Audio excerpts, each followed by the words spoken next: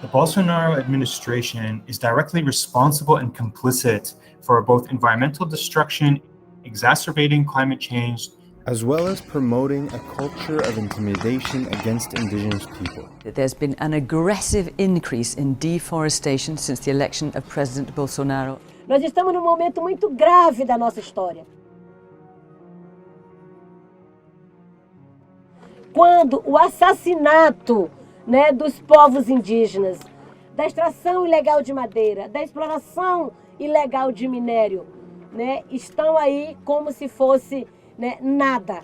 Bolsonaro is an outspoken climate change denier. Se todo ano fosse realmente desmatado, que a imprensa aqui mostra, a Amazônia toda já era um deserto. He's enacted both rhetoric and policies to encourage gold mining in indigenous territory. At Forensic Architecture, we worked with the Climate Litigation Accelerator and found new evidence of the destruction and violence these policies caused.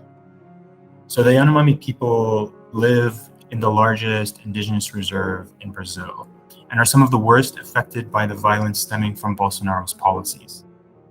We investigated the destruction and threats along the Araraquara River. In the 3 years before Bolsonaro took office, there was an activity of gold mining. This area grew by 500 hectares. But in the 3 years since he's been in office, the growth doubled.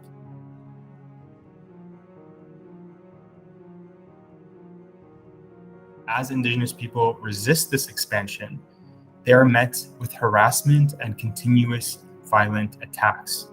In the Palimiu community, for example, 6 violent attacks were reported in 2021 alone.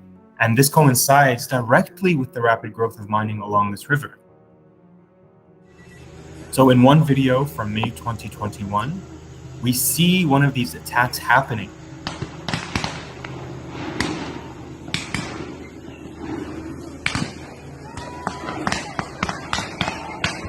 So we reconstructed the scene and found that the shape and size of that boat, at about 10 meters long, matches the boats used by miners to transport cargo and personnel.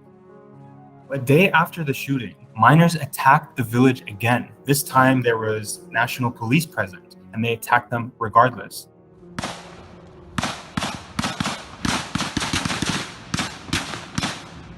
The attacks were reportedly in retaliation to these acts of resistance by the Palimiu community, where they were confiscating their vehicles and fuel to try to slow down and stop this growth of mining right next to their home. So in another video, we see armed men in a similar boat to the one we talked about earlier, moving along the same river. According to the news outlet Amazonia Real, these men are part of a Sao Paulo-based gang named PCC, or Primeiro Comando da Capital. This means that mining has become so large and lucrative because of the encouragement of this government.